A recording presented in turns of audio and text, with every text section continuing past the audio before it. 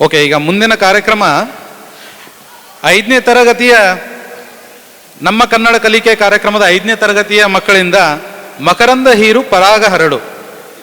ಕನ್ನಡ ಪದಗಳ ಸರಿಯಾದ ಉಚ್ಚಾರಣೆ ಮತ್ತು ಕನ್ನಡ ಭಾಷೆಯಲ್ಲಿ ಅರ್ಥಪೂರ್ಣ ಮಾತುಗಾರಿಕೆಯನ್ನು ಕಲಿಸುವುದು ನಮ್ಮ ಕನ್ನಡ ಕಲಿಕೆ ಕಾರ್ಯಕ್ರಮದ ಮೂಲ ಉದ್ದೇಶಗಳಲ್ಲಿ ಒಂದು. ಇದನ್ನು ತೋರಿಸುವ ಚಿಕ್ಕ ಪ್ರಯತ್ನವನ್ನು ನಮ್ಮ ಕನ್ನಡ ಮಕ್ಕಳು ಮಾಡ್ತಾ ಇದ್ದಾರೆ. ಬನ್ನಿ ನೋಡೋಣ.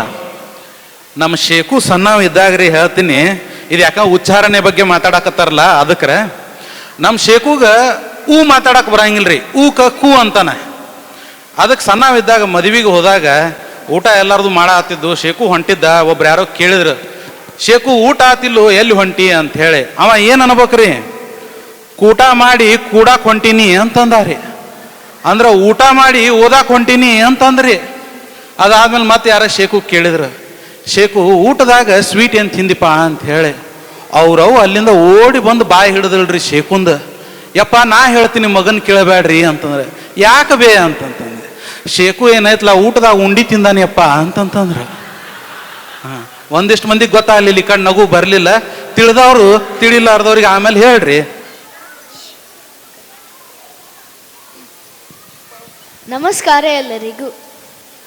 ನಾವು ನಮ್ಮ ಕನ್ನಡ ಕಲಿಕೆ ಕಾರ್ಯಕ್ರಮದ 5ನೇ ತರಗತಿಯ ವಿದ್ಯಾರ್ಥಿಗಳು. ಮೂರ್ತಿ ಚಿಕ್ಕದಾದರೂ ಕೀರ್ತಿ ದೊಡ್ಡದು ಎಂಬ ಗಾದೆ ಮಾತನ್ನು ಎಲ್ಲರೂ ಕೇಳಿದ್ದೀರ ತಾನೆ? ಇದರರ್ಥ though the physical size or stature is small, fame is big. ಹನಿಬೀಸ್ ಅಥವಾ ಜೇನುನೊಣಗಳು ಈ ಗಾದೆ ಮಾತಿಗೆ ಸೂಕ್ತವಾದ ಉದಾಹರಣೆ. ಕೀಟಲೋಕದ ಸಾಮೂಹಿಕ ಜೀವಿಗಳಾದ ಜೇನುನೊಣಗಳ ಬದುಕಿನ ಬಗೆಗೆ ಈಗ ತಿಳಿಯೋಣ. ಇವು ಕೂಡು ಕುಟುಂಬದೊಳಗೆ ಬದುಕುವಂಥವು. ಹಾಗೆಂದೇ ಭಾರಿ ವಸಾಹತುಗಳು ಇವುಗಳ ಗೂಡಿನೊಳಗೆ ಕಾಣುವುದು ಈ ಕಿರುಜೀವಿಗಳ ವಿಶೇಷತೆ. ತಮಗೆ ಹಾಗೂ ಮರಿಗಳಿಗೆ ಆಹಾರ ಶೇಖರಿಸುವುದು ಹಾಗೂ ಅಪಾಯ ಎದುರಾದಾಗ ಗುಂಪಾಗಿ ದಾಳಿ ಮಾಡುವುದು ಇವುಗಳ ವಿಶೇಷತೆಗಳ ಪೈಕಿ ಒಂದು. ಮಧುಕರಿಗಳ ಅಂದರೆ ಜೇನುನೊಣಗಳ ಬದುಕು ಹೀಗೇಕೆ ಎಂದು ನೋಡಿದರೆ, ಪರಿಸರದ ಗುಣ, ಹವಾಗುಣ ಹಾಗೂ ಆಹಾರದ ದೊರಕುವಿಕೆಯೇ ಇವುಗಳ ಜೀವನದ ರೀತಿಗೆ ಆಧಾರ. ಹೂವುಗಳ ಪರಾಗವೇ ಜೇನುನೊಣಗಳ ಆಹಾರದ ಮೂಲವಾಗಿರುವುದರಿಂದ ಹೂಜೇನುಗಳು ಇರುವಂಥವು. ಮಧುಕರಿಗಳಿಗೆ 2 ಬಗೆಯ ಆಹಾರ ದೊರೆಯಬಹುದು. ಒಂದು ಮಕರಂದ ಅಂದರೆ ನೆಕ್ಟರ್, ಮಗದೊಂದು ಪರಾಗ ಅಂದರೆ ಪಾಲನ್. ಬೆಳೆದ ಜೇನುನೊಣಗಳಿಗೆ ಮಕರಂದವು ಕುಡಿಯಲು ಸಿಹಿಯಾದ ಪಾನೀಯವಾದರೆ ಪರಾಗವು ಮರಗಳಿಗೆ ಆಹಾರ. ಇದರ ಜೊತೆಗೆ ಮಕರಂದವೆಂಬುದು ಮಧುಕರಿಗಳಿಗೆ ಸಂಗಾತಿಯರಸಲು ಬೇಕಾದ ಪೋಷಕಾಂಶ.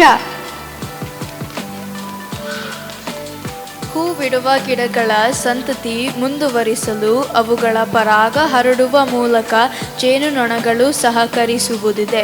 ಇದರ ವಿವರ ತಿಳಿಯುವುದಾದರೆ, ಗೂಡುಗಳಿಗೆ ಆಹಾರ ತರುವ ಕೆಲಸಗಾರ ಜೇನುನೊಣಗಳಿಗೆ ಹೂವುಗಳ ಮೇಲೆ ಕುಳಿತು ಮಕರಂದ ಹೀರಿ ತರುವ ಹೊಣೆಯಿದೆ. ಹೀಗೆ ಬರುವ ಜೇನುನೊಣಗಳ ಅಂಗಗಳಿಗೆ ಪರಾಗಗಳು ಅಂಟಿಕೊಂಡು ಮುಂದೆ ಅವು ಹಾರಿ ಕೂರುವ ಹೂವಿನ ಒಳಗೆ ಇಳಿಯಬಹುದು. ಈ ರೀತಿ ಮಕರಂದ ಹೀರಿ ಪರಾಗ ಹರಡುವುದು ಇವುಗಳ ವೈಶಿಷ್ಟ್ಯ. ಹೀಗೆ ಜೇನುನೊಣಗಳಿಗೆ ಆಹಾರ, ಹೂವುಗಳ ಸಂತತಿ ಮುಂದುವರಿಕೆ ಈ 2 ಸಂಭವನೀಯ.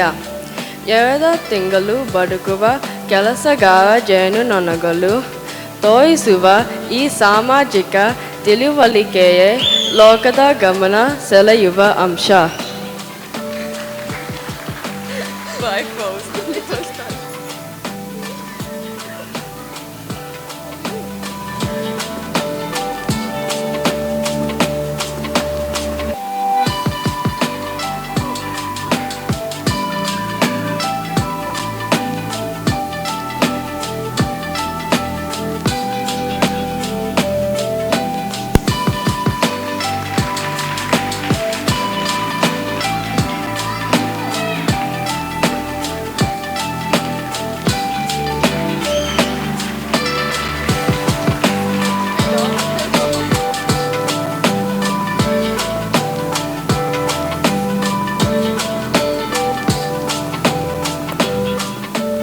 ಹಲೋ.